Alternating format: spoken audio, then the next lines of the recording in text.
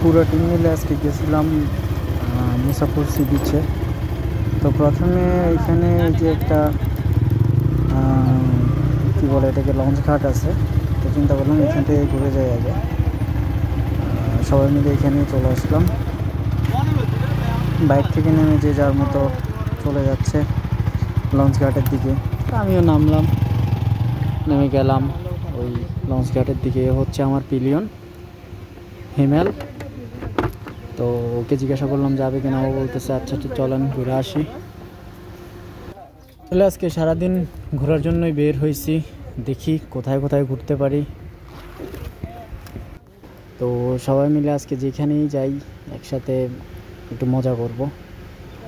তো এই হচ্ছে আপনার লঞ্চ ঘাট।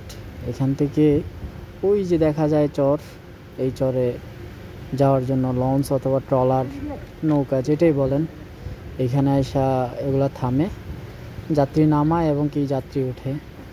এই যে পাশে যে নৌকাগুলো দেখতেছেন এগুলা দিয়ে ওই চরে নিয়ে যায়।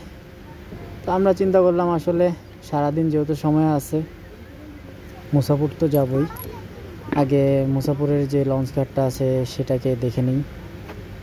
এই যে এখান দিয়ে মনে করেন নামা এই যে নৌকাগুলোতে ওঠে, সবাই আসতেছে একে একে বাইক রেখে।